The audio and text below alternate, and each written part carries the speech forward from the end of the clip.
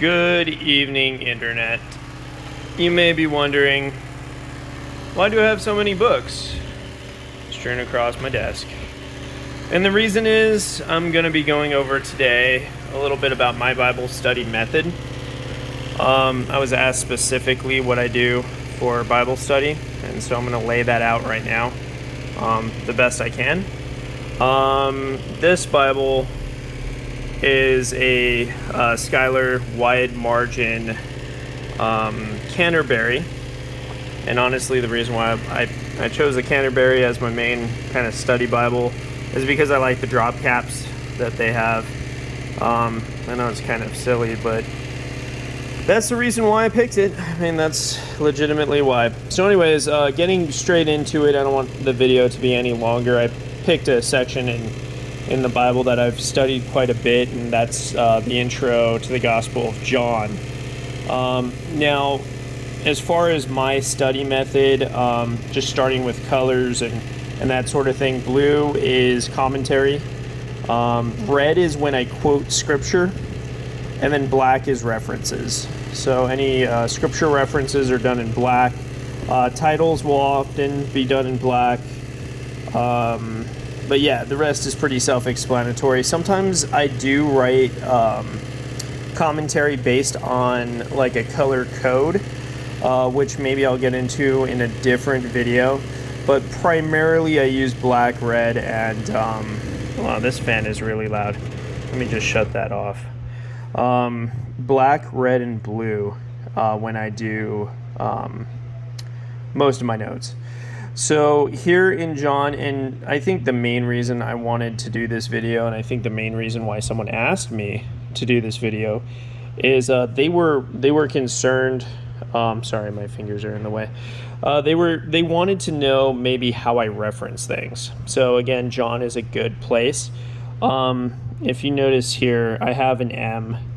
It says God seen, and then it says 1BK13. And so that's a note for me. It's a miscellaneous note. That's in a whole different notebook that I would go to reference this. So doing this one, because there's a lot of miscellaneous notes here. So I have one here, I have that one there. I have another one down here, the chiastic prologue of John. That's 3. I'm pretty sure I have more than that. But anyway, so there's 3 miscellanies.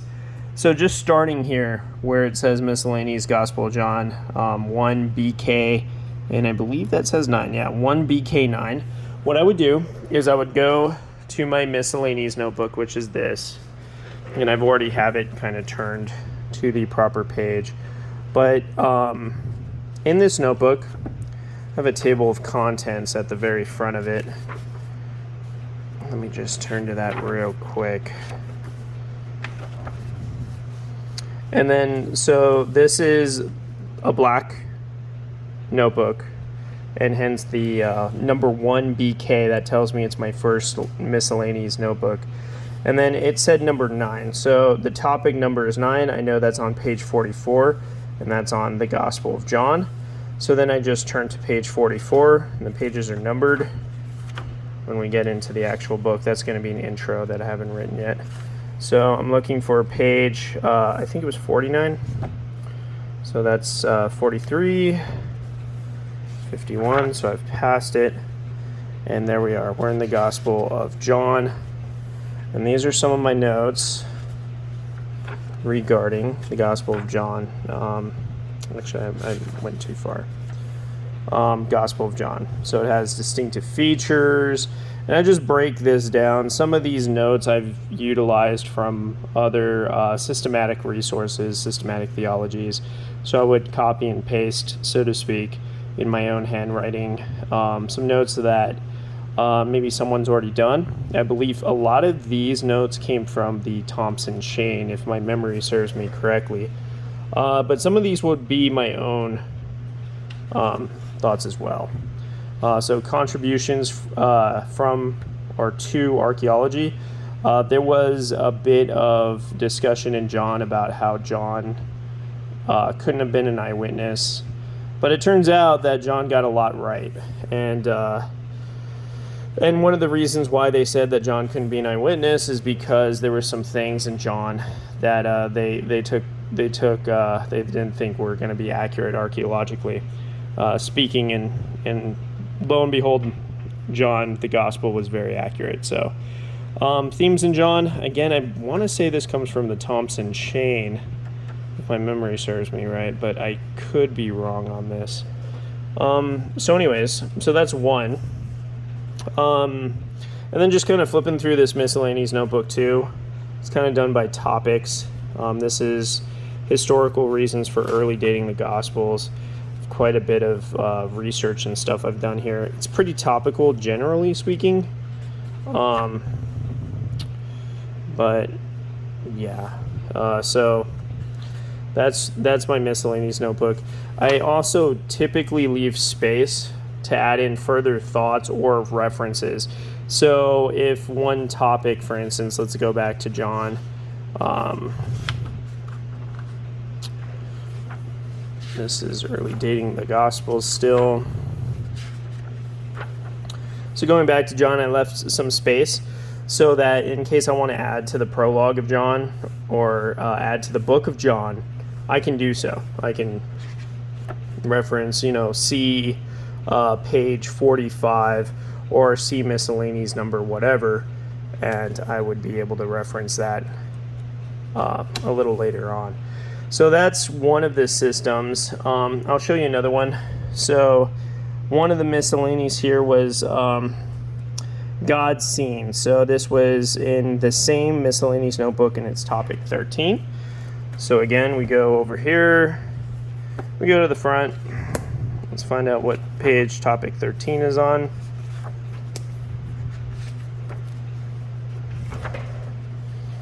And topic 13 is God appeared, and it is on page 80.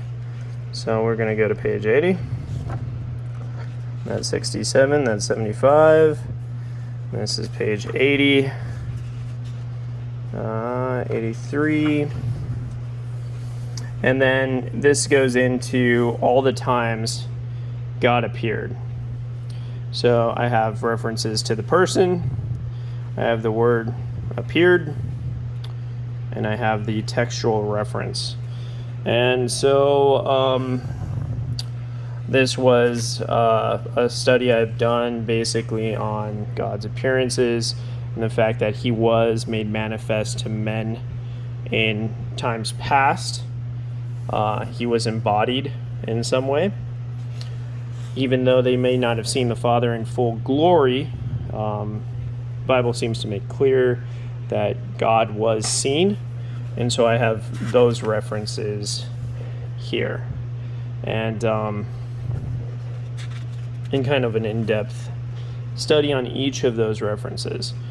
So,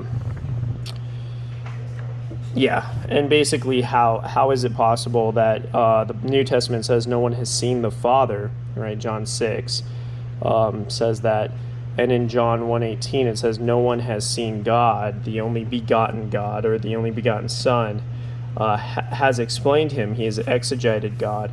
And what does that mean? And so that's a little bit of a key to the idea that God appeared. In how Scripture kind of interprets Scripture there. So anyways, this is a few references to just my miscellaneous. So that's its own notebook, and I apologize for my hand. I'm using my phone. I'm not very professional at these kinds of videos, I'm afraid. I'll set that off to the side for now. So I also have a sermon Bible. So this is my main study Bible. And pretty much all material gets sourced to my main study Bible. It generally, or at least I'm trying to. A lot of notes I'm still transferring over to this Bible. But I also have a sermon Bible.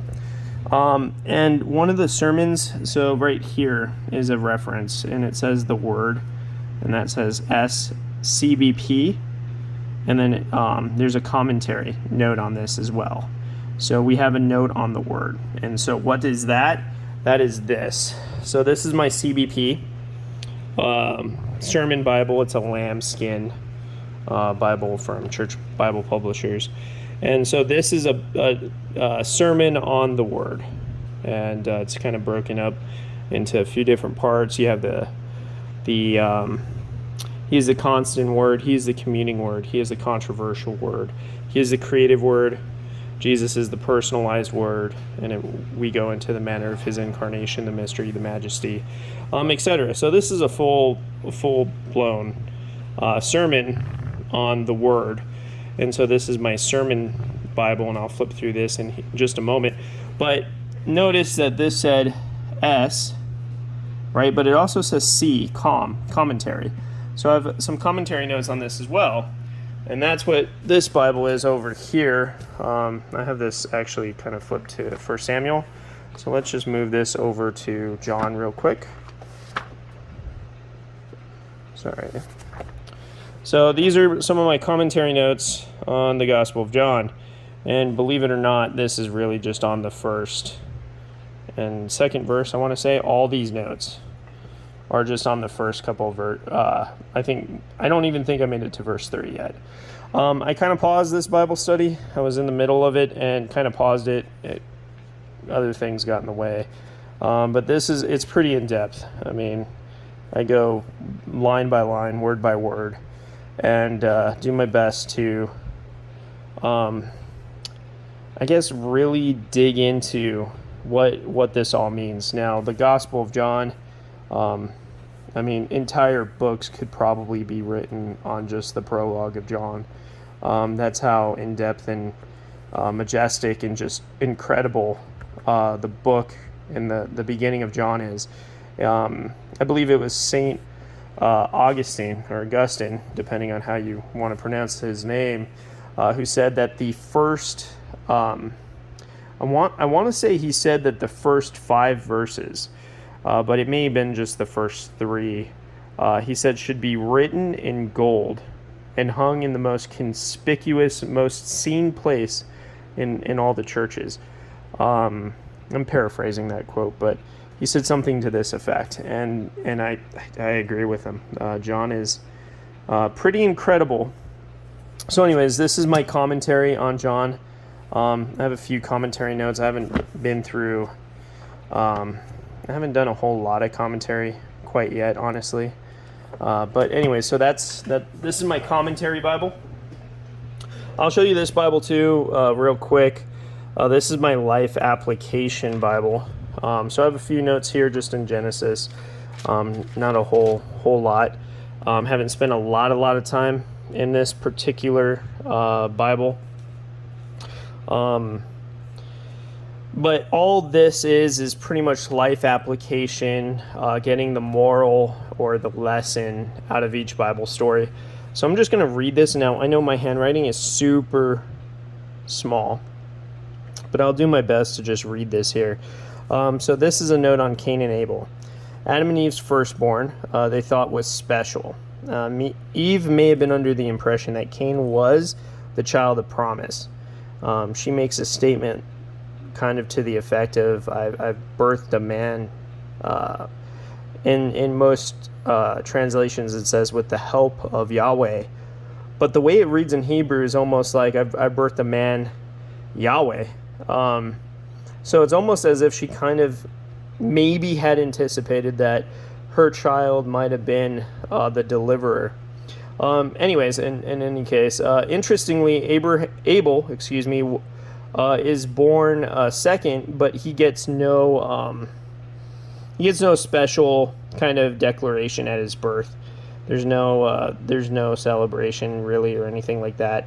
In fact, when you read his birth is in reference to Cain. So she gives birth to his brother Abel, and Abel was a keeper of flocks, but Cain was a tiller of the ground. So it immediately goes back to the firstborn, right? Maybe just to fill in later part of the story, but it's interesting that Abel's birth, he's referenced to Cain. Anyways, yet Scripture records Abel's occupation first. So Abel was a keeper of flocks.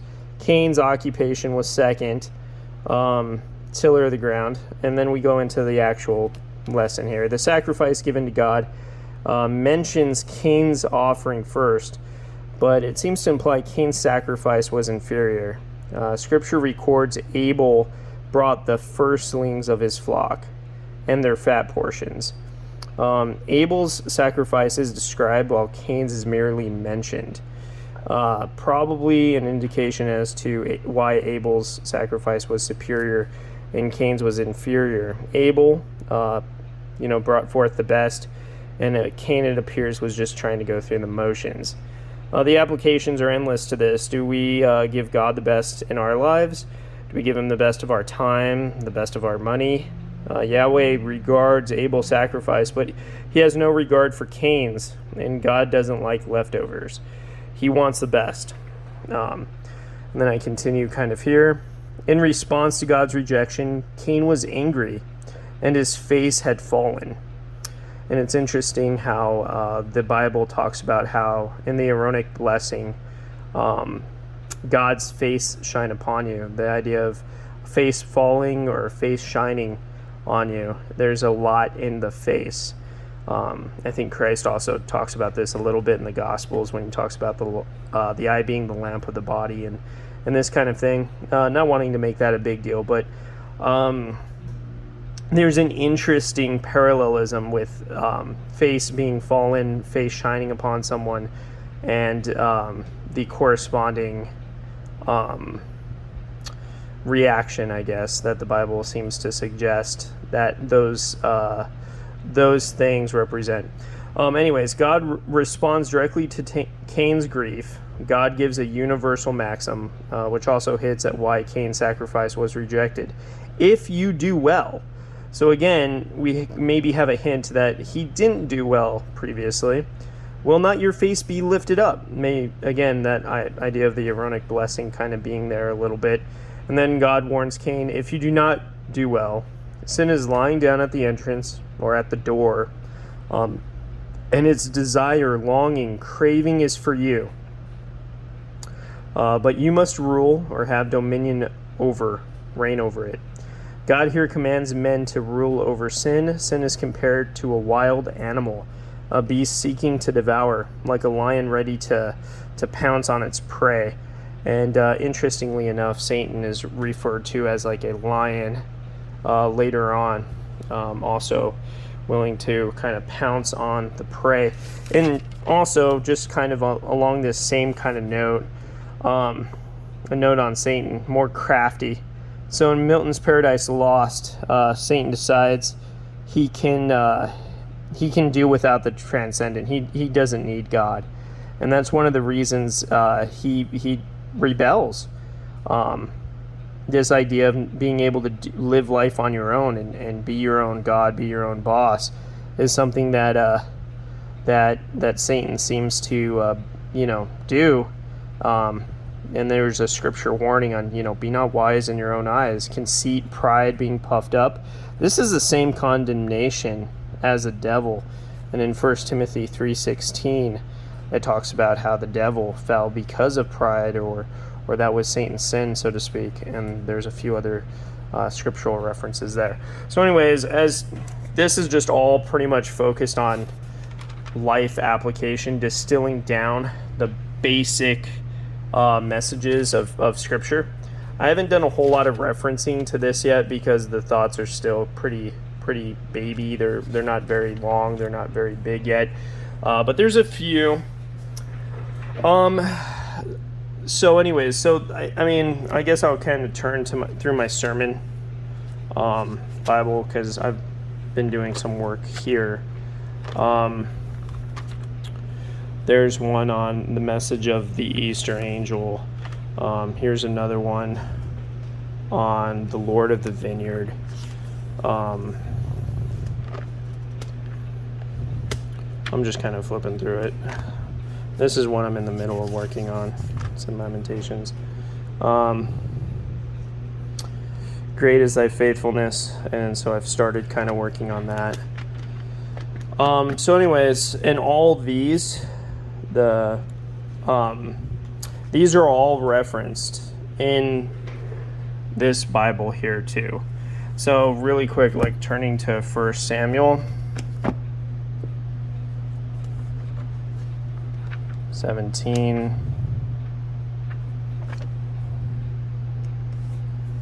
I passed it. 1 Samuel. I'm looking at my camera instead of just looking at the Bible. That's what I should be doing. 1 Samuel 17. So David versus Goliath. It's a lesson of Christ, and I have a commentary note on it. So I know to go to my commentary. And then this right here represents about, about 18, 19 hours of study. So this is David and Goliath, kind of a picture of Jesus. And I mean, front and back. I added paper to this to kind of make this work. This is about 4 pages long. And there's a lot of interesting parallels. Just off the top of my head, like Goliath wears this scaly kind of armor, very reminiscent of what a serpent would be wearing. David's a shepherd, checking in on his brothers, much like Jesus, right, who checked in, so to speak, on us, comes down to the battlefield himself and conquers the unconquerable. And so that's just a really quick, there was a bunch of really good insights here that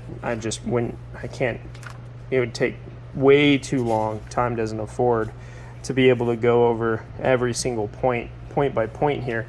But you get the gist. So everything is referenced back to this main kind of study Bible. And I also have some study notes in this in and of itself. So I've been working in Revelation. There's a few study notes where I don't reference those anywhere. I got the Gospel of John, the deity of Christ, in every chapter of the Gospel of John is there. So there's going to be some notes kind of peppered throughout this study Bible. I'm not going to be able to go through all of them. But you kind of get an idea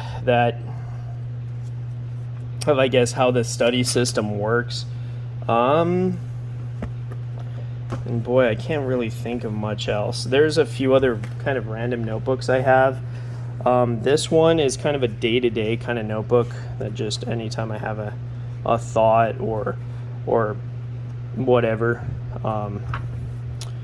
I just write down. Some of it's philosophy, some of it is... So this is just a notebook for the day-to-day, but this builds into other things later. So I have one of these. It's about half full, a little over half full, if I'm being honest. So that much I've written in, and this much I've left. I don't know, maybe it is about half. And then there's another one over here. It's kind of the same thing. This one, basically I just write down kind of quick thoughts. So this, I'm breaking down Genesis and looking at parallel or constant themes, the idea of God coming down. So in the fall of men, God comes down and God pronounces judgment. Well, he does the same thing in Genesis, actually in the Tower of Babel incident, which is going to be over here.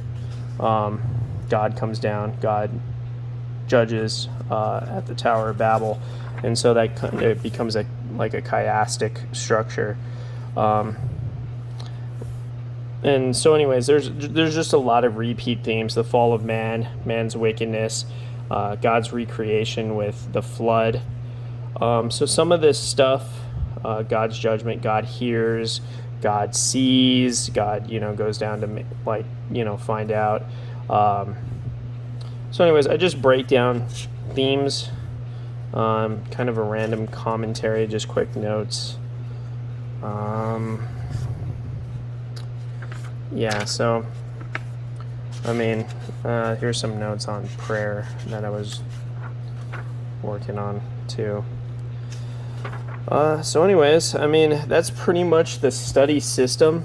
The main two things really, or main three, I guess, in the study system thus far is really just my study Bible that I've been working in, which is this main guy, and I guess my miscellaneous notebook, and probably my sermon Bible. That I would say those are the main. So it's going to be this guy, this notebook, and this sermon Bible are probably the things I'm most utilizing, but I reference all of this back into this Bible.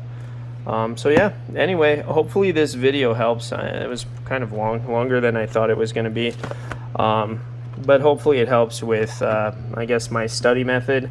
I was inspired by Matthew Everhard. Actually made a video on Jonathan Edwards' study system, which was he would use miscellanies, and so that's where I got the idea of referencing all this material. And I guess the common sense thing that I haven't talked about is that just going back to John here, that writing a little note like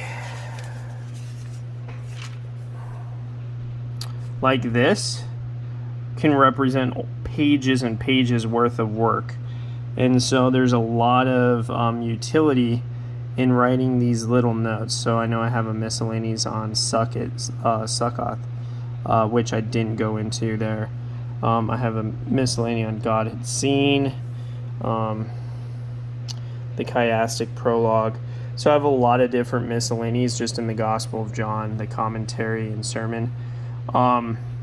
So anyways, hopefully that helps. Again, it's just a little small kind of phrase or word, but it represents a whole bunch of thoughts. And if I have that information with me, it makes for a really pretty in-depth kind of study. So hopefully that helped. If you have any questions, depending on what form of media this ends up going on that you have the questions, feel free to ask questions. I'll do my best to respond in a timely manner. Yeah, thank you so much for your time. I hope you enjoy the rest of your day or night or whatever time it might be where you are. Thanks for watching. God bless.